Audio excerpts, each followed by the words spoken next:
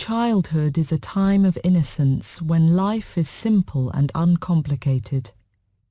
Children, watching the comings and goings of adults, often see things that they don't understand until years later, when they are adults themselves and know the ways of the world. And the ways of the world are sometimes rather sad.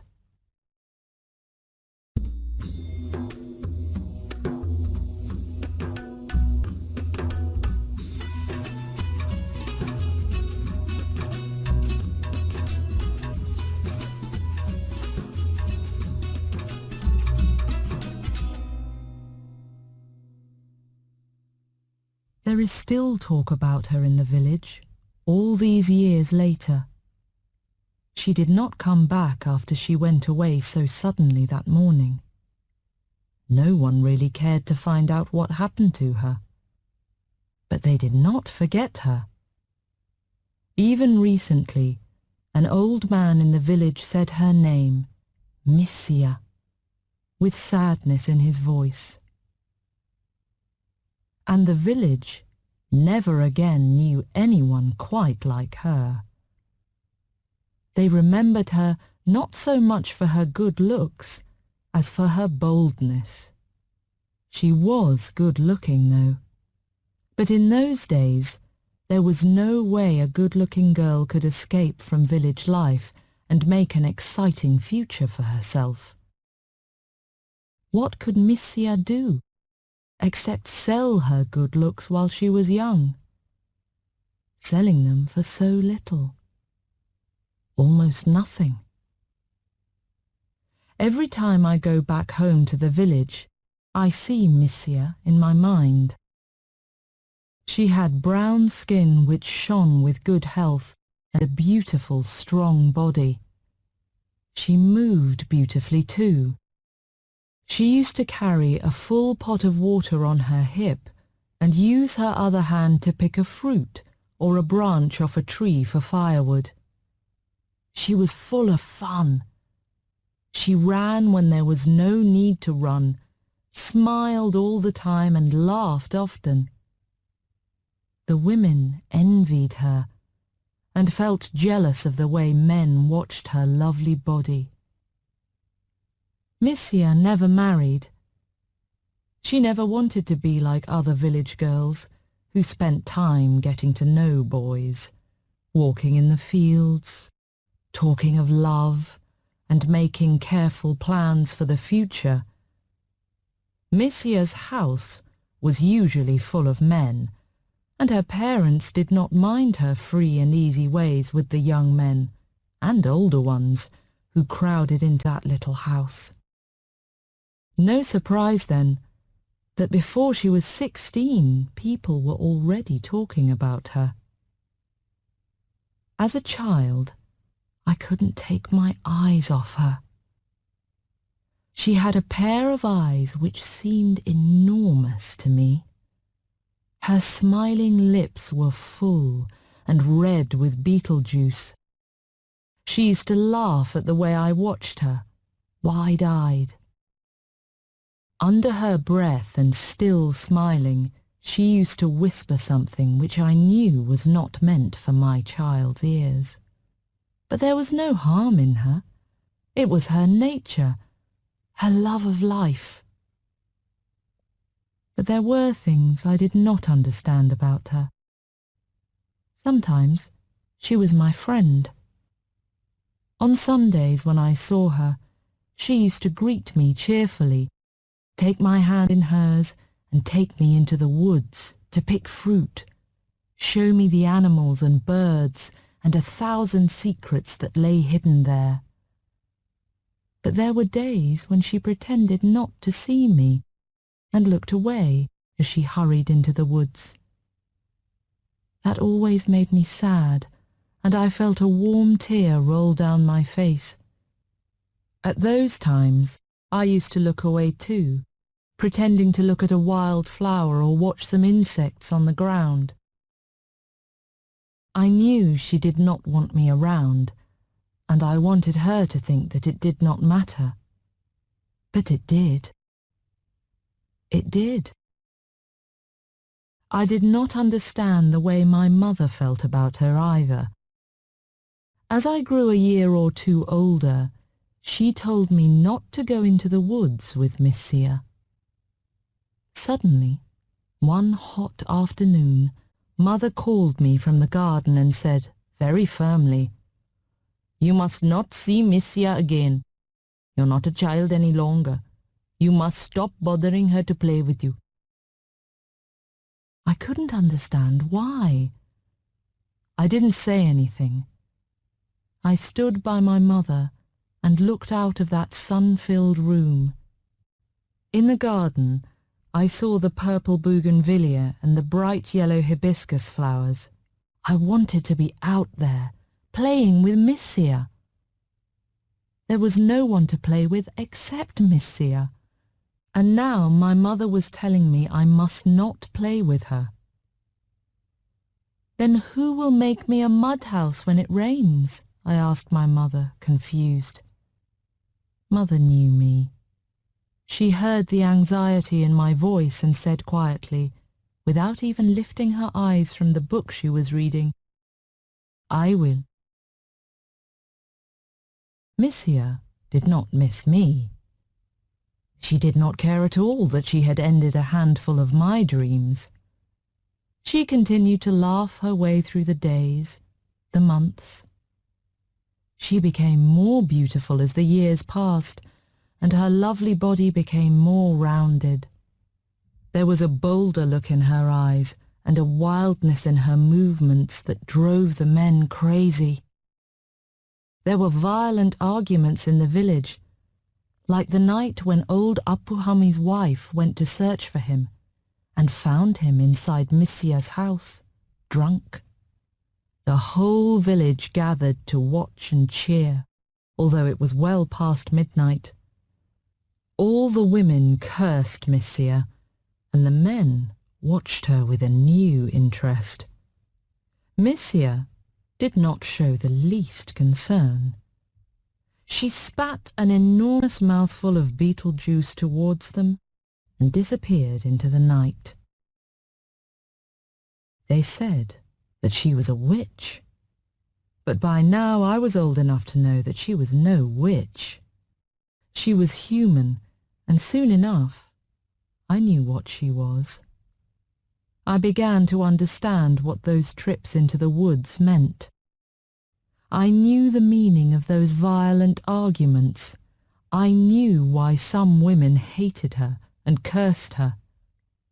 I began to understand why women like my mother wanted to protect their daughters from her influence and their sons from her clever tricks. But Missiya herself was one of the world's lucky ones. She didn't care what anyone said. She didn't care what happened to anyone. She cared only about one person in the whole world, and that was herself. Perhaps, in a way, that did make her a witch. At least, she was not quite human. That thoughtless confidence of hers couldn't last, however. Almost 10 years later, she came to live in a dark little hut that stood just beyond the end of our garden. By then, she had begun to lose the freshness of her young beauty and her carefree ways. At 25, she was an adult woman, a good-looking woman, and an inviting one. She lived alone because her parents had died, but nothing else had changed with her. The village still hated her and loved her. The men still came to her by night. During the day she worked making baskets. Day or night, she appeared not to care how the next meal came to her, what happened to her, or what she would do when she grew old. When I met her for the first time after many years away, I was shy. She smiled at me as I walked past her little house. "Well, well, how you've grown," she said, with her usual bold smile. I said something in reply and hurried away. In the rapid look I gave her, I saw the heaviness of her body and wondered if she was getting fat. There was something about her that seemed different. I looked back and saw her watching me. She had a look of cat-like happiness on her face that day. Has she met some man and married him? I wondered as I walked towards my parents' home. But soon enough, I knew she was not married. The village now felt sorry for her. She was a woman growing old before her time. The men did not come to her for their pleasures as much as before. The village was moving into the modern world.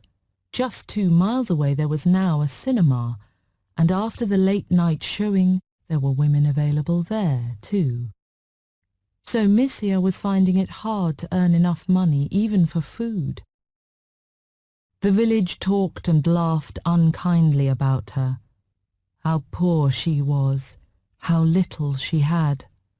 Her clothes were unwashed, her habits dirty. It seemed that the world's oldest profession did not pay very well.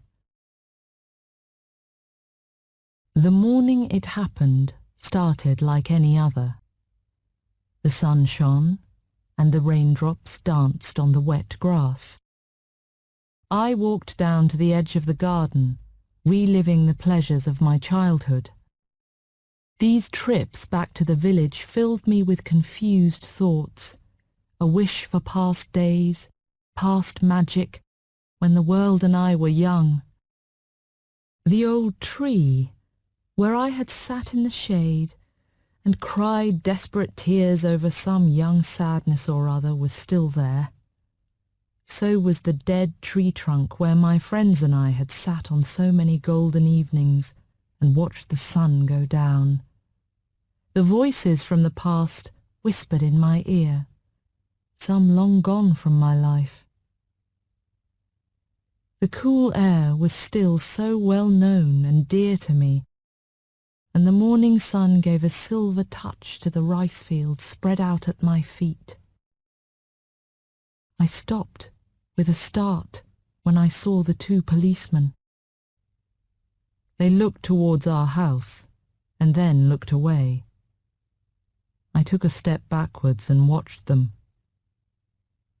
They spoke to each other and entered the large shed in which the hay was stored. It was early morning. There was no one else around. And quietly, the village began to wake up. First, the old businessman, the Mudalali, clearing his throat and walking to the corner to get his morning newspaper. He was followed by the young man who worked in the tea shop. Then the women appeared, wanting to know what was happening. Suddenly there was a crowd and excitement in the air. And then the policeman brought out the terrible bundle from inside the building. I shut my eyes and turned away. It was such a tiny bundle, a helpless little thing, killed by its own mother and hidden in the hay. It had no father who would accept it as his child, so it had to die. A fatherless baby in that little village was a terrible thing, and women like its mother were cursed, perhaps even killed.